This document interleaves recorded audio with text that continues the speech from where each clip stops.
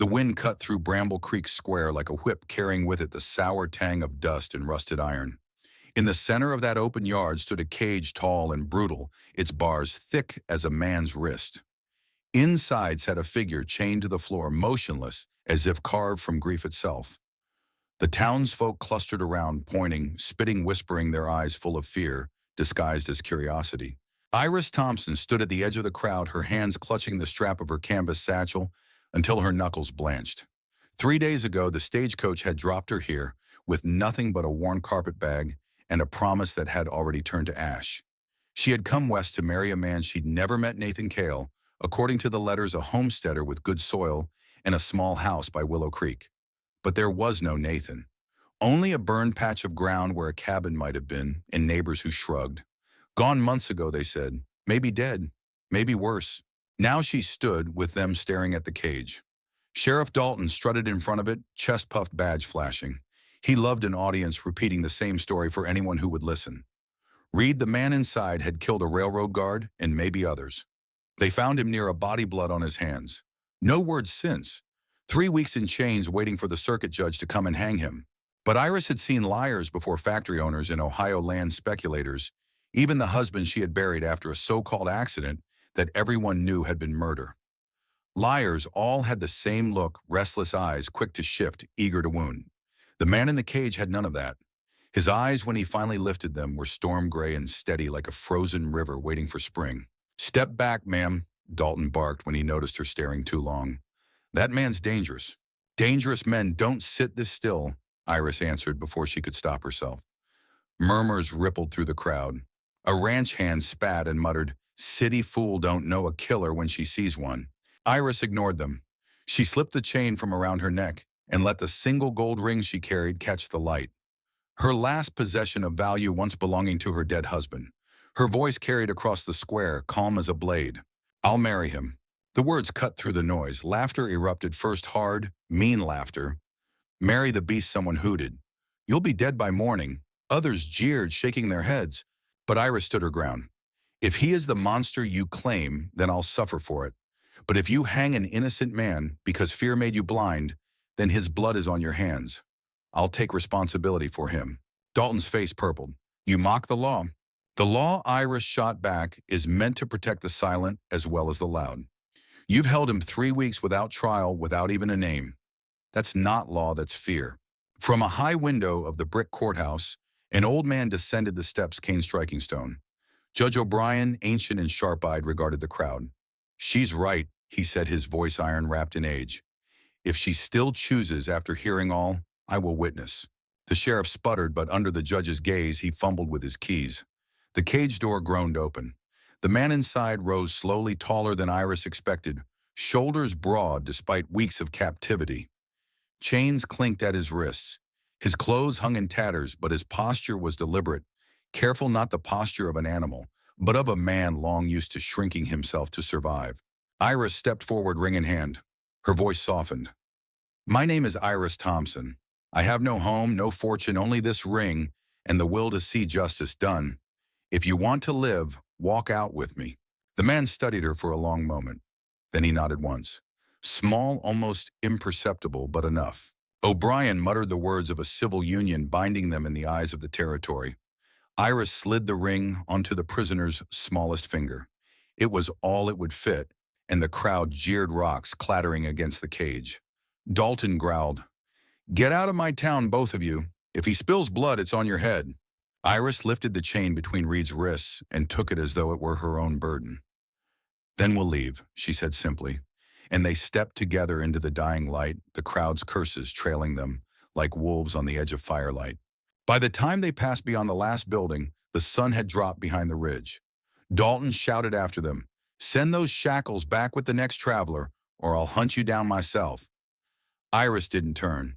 She knew looking back meant losing what fragile courage she'd mustered. They walked into the twilight until the town was only a smear of smoke and dust behind them. When the trees grew thick, Iris pulled him aside. From her bag, she took a thin knife and a shard of metal she'd kept from her days in the mill.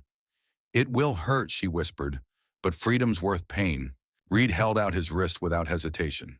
She worked the locks with stone, and Steele's sweat-dripping hands trembling.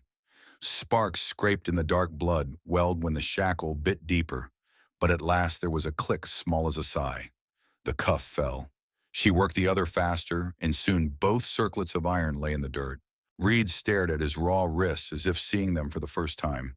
Then with sudden fury, he seized the shackles and slammed them against a rock again and again until the metal twisted useless. When he dropped the mangled chains, his chest rose and fell with something like release. They built a fire under the pines. In its glow, Iris offered him hardtack and dried meat. He ate slowly, watching her with eyes that asked questions he could not voice. At last he reached into his torn coat and pulled out a tiny wooden horse worn smooth by time. He set it near the fire, then tucked it back close to his heart. Iris understood. You didn't need words to know such tokens belonged to the dead. Later, as the night pressed in, she spread her blanket and held half out to him. He shook his head, but after a moment's pause lay stiffly at its edge. They shared the thin warmth in silence, listening to coyotes sing across the hills. Tomorrow she thought they would head toward Willow Creek, where the abandoned claim waited. She couldn't promise him peace or safety, only work, and work was as good a promise as any in this land. Somewhere in the dark, his voice rasped out, rough with disuse, but clear enough for her to hear. Thank you. Iris closed her eyes, clutching that word like an ember against the cold. Dawn came thin and gray. A sheet of cold light poured over the pines and the pale backs of the hills. Iris woke to the small sounds of a man relearning freedom, the slow testing of wrists, the roll of shoulders that had spent too long hunched inside a cage, the careful breath of someone measuring distance and deciding to stay. Reed had fed the fire and stacked kindling without waking her, and now he stood in the hush watching the trees, the way a farrier watches a skittish colt patient, present ready. We follow the creek, Iris said, voice soft, so as not to startle the morning. It bends south and spills into Willow. There's a foundation there, half a dugout and a scrape of a garden, if the ash didn't poison it. Reed nodded. He pointed to her boots, then to the slope ahead. The message was clear: the day would be long and unforgiving. Iris tied her laces tighter, adjusted the strap of the satchel, and they set out, stepping from pine shade into the wash of daylight. The land opened in broken ribs of rock and narrow draws. The creek flashed when it wanted to, went to ground when it didn't. Their boots found the hidden mud at its edges, and reeds whispered around their ankles. By mid-morning, Reed stopped and tapped 2 fingers against the air, listening. Iris heard it too, then a distant ticking that did not belong to insects or water. Metal on stone, a shoe against a pebble. Her stomach pulled tight. We're not alone, she said. Reed took the lead without ceremony, angling them off the trail into juniper. He moved with a silence that spoke of years spent where noise invited bullets. Twice he paused and made a small, flat-palmed motion that said, wait. Twice she did. When they reached a shelf of rock that let them look back without being seen, Iris, peering through a stand of yucca, counted 3 riders on the creek bed and 1 on the bank, drifting as if careless eyes too busy to be careless at all. Dalton, she breathed. The sheriff was not among them, but his stars shone on a deputy's vest, and the men wore the same hard mouth. They were sweeping the bottoms, taking their time. One knelt to touch the mud and shook his head. The deputy snapped something and pointed toward the willow bend. The men turned their horses that way, slow and thorough, like men collecting debts. Reed's jaw set. He pointed west, away from the water, tracing a route with his finger through deadfall and scrub, then tapped his own chest and hers. We go there. Iris nodded. The willow's path was the obvious line. Obvious lines get watched. They slid along deer tracks and rock shadows until the country folded them into its ribs. When they risked a look again, the riders were far downstream, dust puffing under hooves, sun flashing on a carbine barrel. Time then, but not much. By noon, the hills softened and gave way to the flats near Willow Creek. Iris felt the recognition hit her before she saw any man-made thing, a tug in the chest. The little ache that says this is where a hope was planted, whether it sprouted or not. They topped a low rise, and there it lay, a rectangle of foundation stones gone black at one corner, a rough cut in the hillside that wanted to be a dugout, and bless any saints who cared to look westward, a line of cottonwoods faintly greener than they had any right to be in a land so dry. The bones of it, Iris said more to herself than to Reed. They moved straight to the dugout. The timbers that framed the mouth had twisted in heat and time. The roof had half collapsed. Reed ran his hands over the wood testing, listening for the complaint of rot. He tapped two uprights with his knuckles and shook his head. Bad. He walked in a slow circle, scouted the creek, crouched to lift a handful of soil and rub it between his fingers. He looked at Iris, then at the dark scorch along the foundations, and drew a simple shape in the dust with a stick, a square inside a square, then a third smaller square. 3 rooms tight defensible. He added an arrow for wind and a rectangle for a door out of the prevailing weather, then tapped the creek and sketched a shallow trench from water to garden. "You've built before," Iris said, intending it as thanks, not question. He gave the smallest tilt of his head. Not pride, memory. They set to work because sorrow keeps until evening, but a roof cannot. Reed levered the worst of the twisted logs away and hauled them to the side. Iris cleared the floor of fallen dirt and char. The air inside smelled of old smoke and mice. By mid-afternoon, the sun came mean and straight down, and every nail and chip of glass winked like eyes. Reed's shirt clung where sweat had cut lines through dust. Iris stripped to her undersleeves and tied her hair with twine. They barely spoke, and somehow that was easier. Words could wait. The work could not.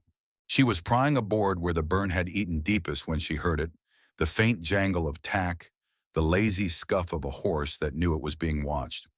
Reed heard it too.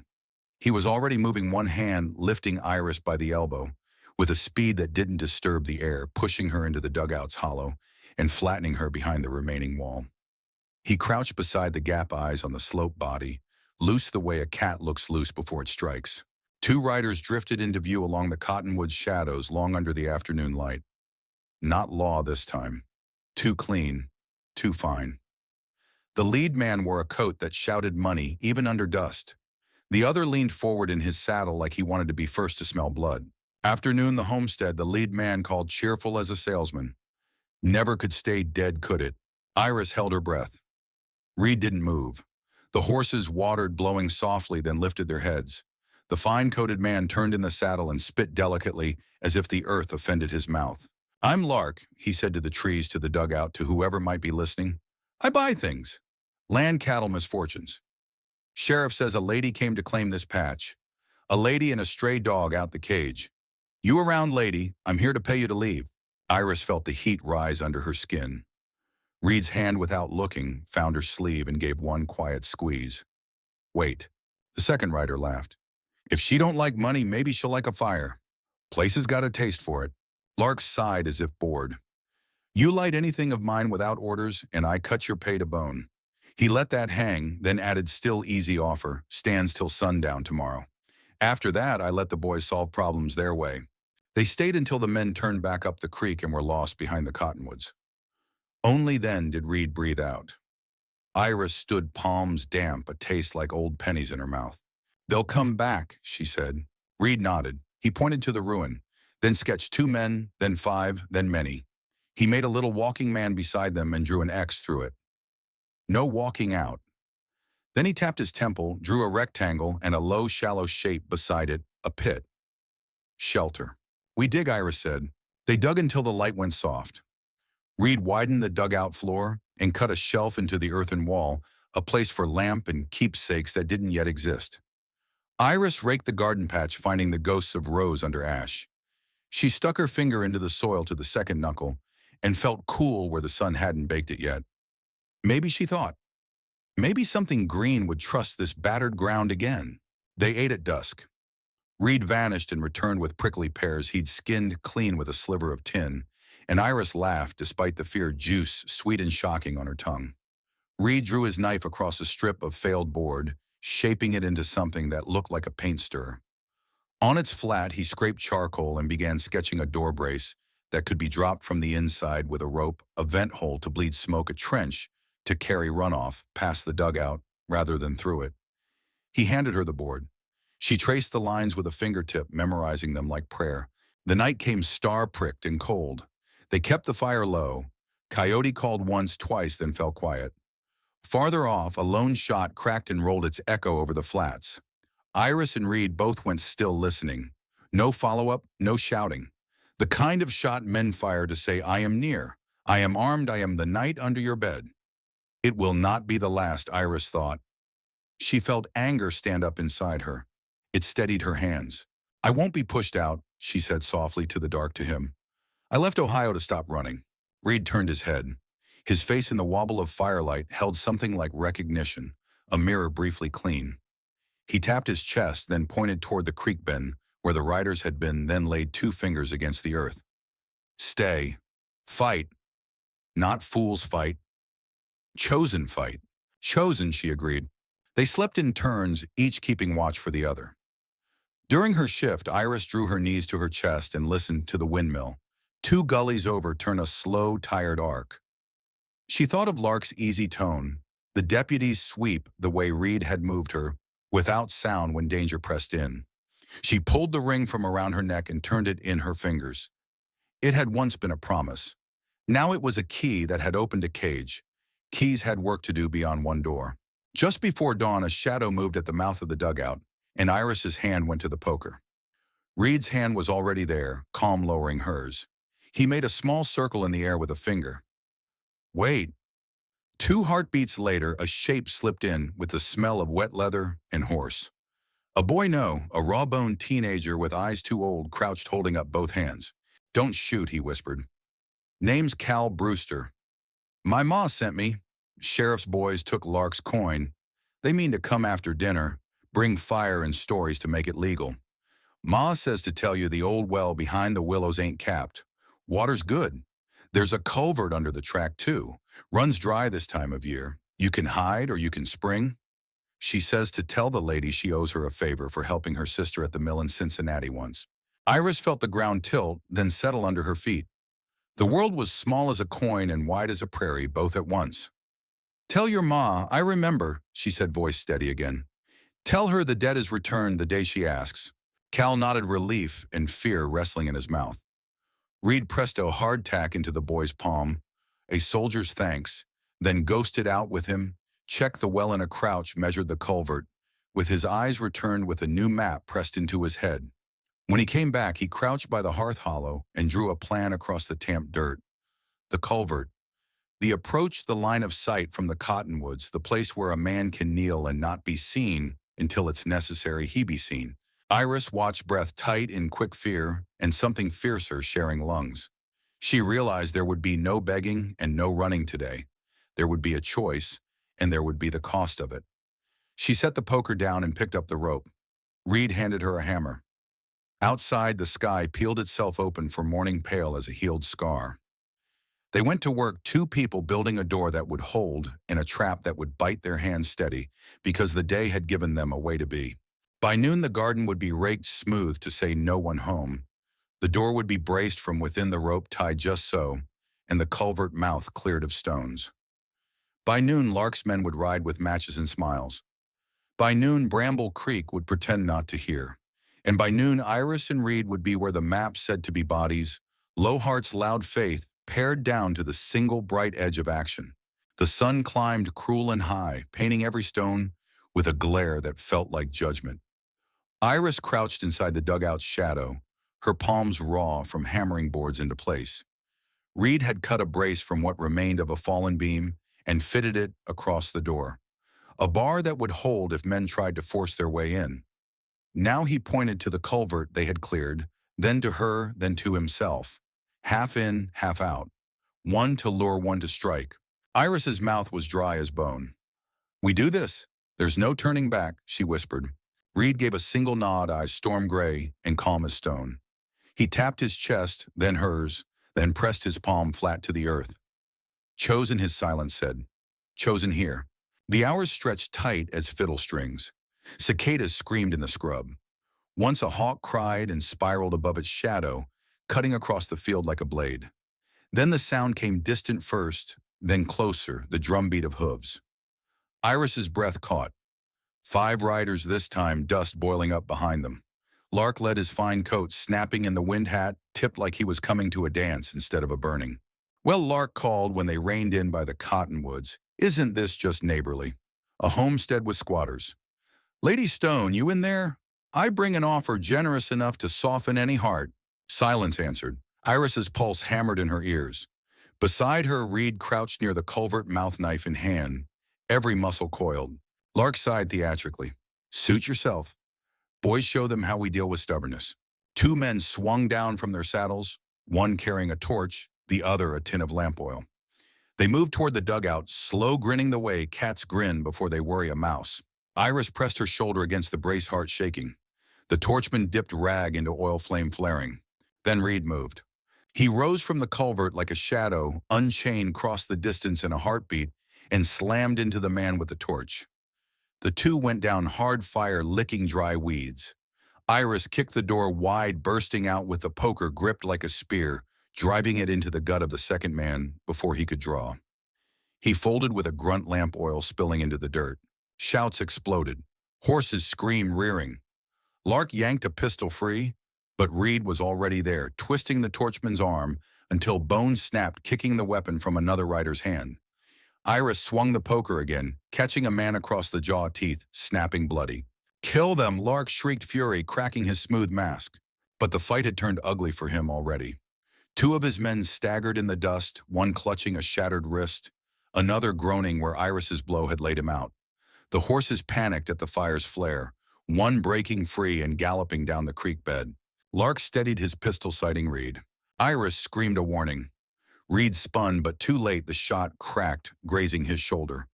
Blood spattered his shirt. He staggered, then lunged forward with a roar torn from years of silence. His knife flashed, catching the pistol's barrel, wrenching it away.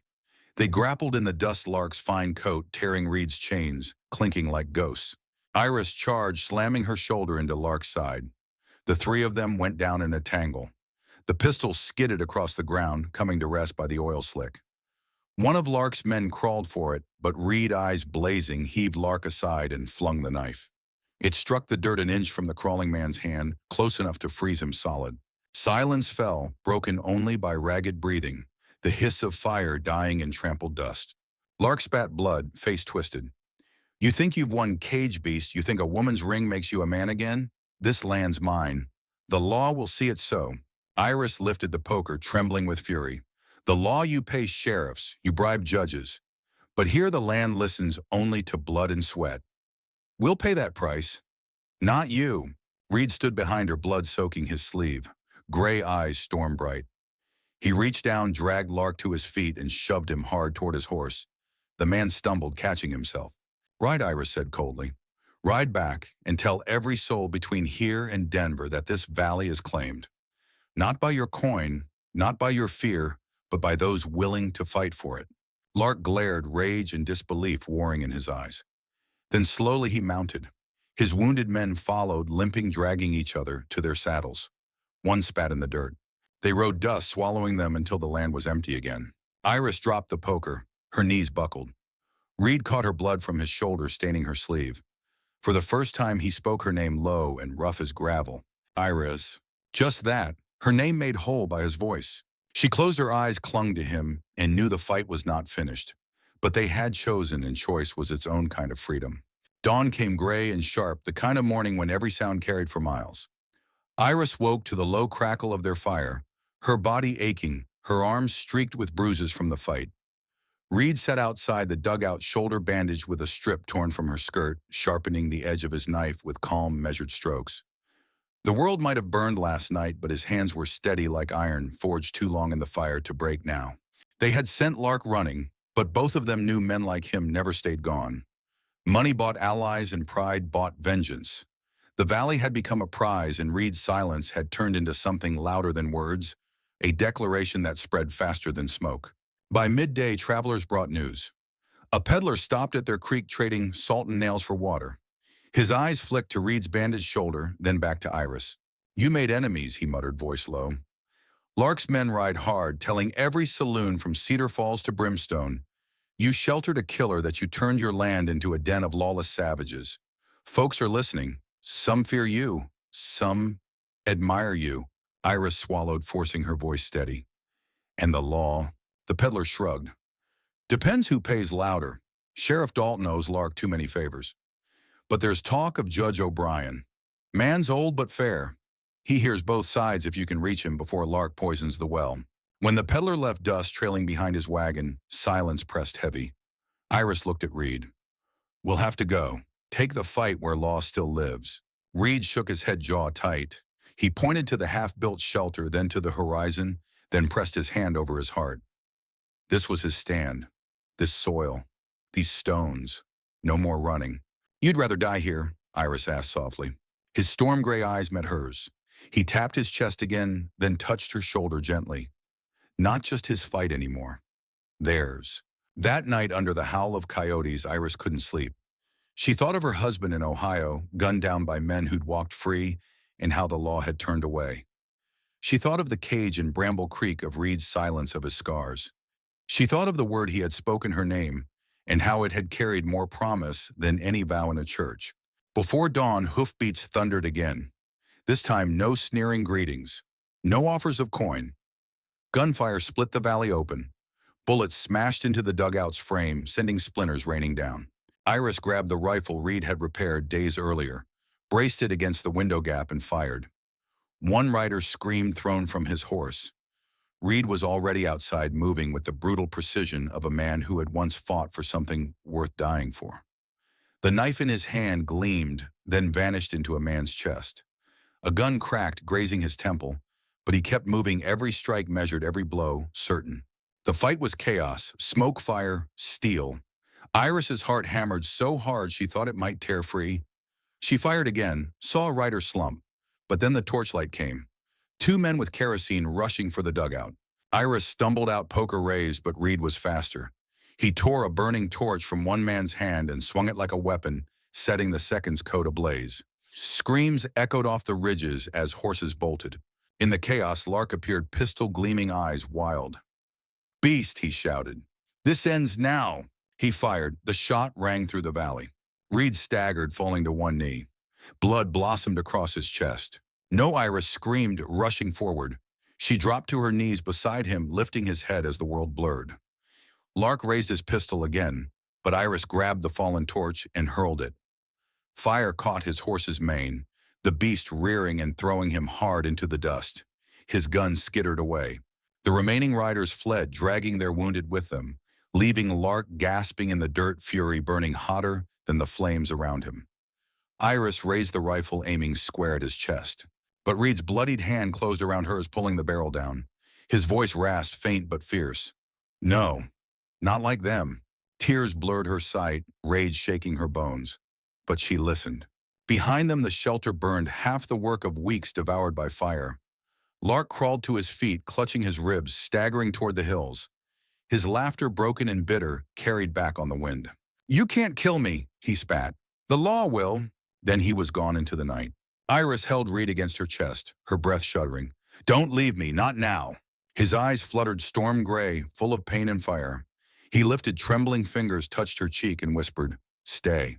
She pressed her forehead to his, surrounded by smoke and ruin, her heart breaking and blazing all at once. The valley smoldered for days, the black skeleton of their half-built home standing like a grave marker. Iris spent each dawn hauling water from the creek, dousing embers until her arms trembled.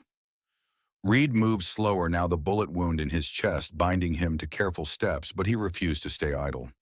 Even wounded, he worked, dragging beams upright, driving posts deeper, his silence speaking louder than curses. Word traveled faster than fire.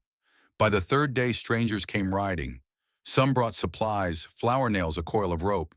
Others brought warning. "Lark's gone to Cedar Falls," one man said grimly.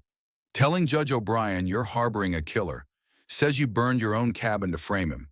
Iris felt fury climb her throat. "And the town believes him." The writer shrugged. "Depends who speaks louder, who the judge trusts. Lark's got coin, but O'Brien's got sense.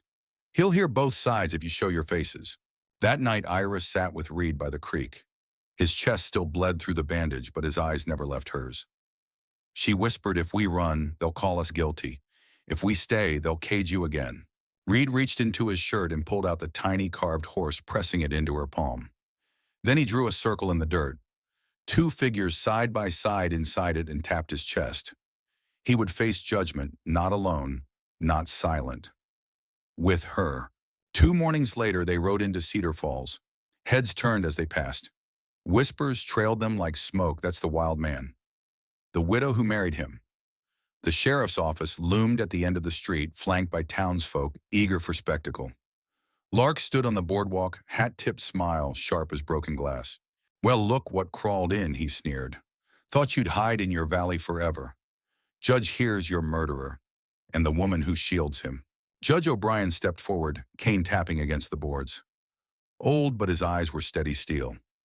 Mr. Lark, you've had your say. Now let them speak. Iris's knees wanted to buckle, but she forced herself forward, lifting her voice so all could hear.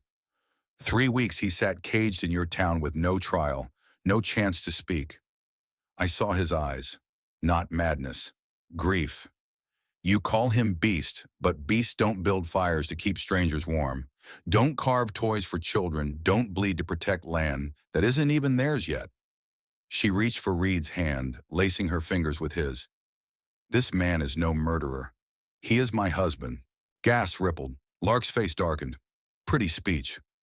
But the law don't hang on tears. He killed Tom Garrett, my brother. Reed stepped forward, then gray eyes blazing. His lips moved halting raw but carrying through the hushed crowd. Self-defense. The single word hit like thunder. Silence cracked wide. Lark staggered, fury sputtering. Liar, if he can talk, let him tell us everything. Let him. But Reed only shook his head, hand tightening around Iris's. Words would never be enough for men like Lark. Action had to speak. He reached into his pocket, drew the carved horse, and set it on the judge's palm. Then he touched his chest, then the scar on his throat, then mimed burying small stones. The judge's expression softened, grief touching his lined face. He lost more than most men could bear, he said quietly. And yet he still stands. Lark lunged forward, spitting. You'll damn us all if you let this savage walk free. But townsfolk shifted, murmuring. A woman spoke. I saw him save a child from a runaway wagon. Another, he fixed my husband's cane without charge. Respect began to rise like a tide drowning Lark's fury. Judge O'Brien raised his cane, silencing them all. The law will decide. Not coin, not fear, not rage. He turned to Reed. Your fate lies in testimony and deeds seen, not rumors whispered. Iris's heart hammered. The trial loomed heavy as the gallows shadow, and she knew this was only the beginning. The trial began at noon, heat pressing down on Cedar Falls until tempers felt like dry grass, ready to catch fire. The small courthouse filled beyond, bursting miners, ranchers' wives with children clutched to their skirts, all hungry for judgment.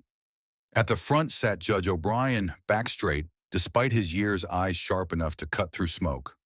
On one side, Lark stood with his allies, smug and certain. On the other, Iris and Reed, a single bench between them and the weight of the crowd's suspicion. When the gavel struck, Lark was first to speak.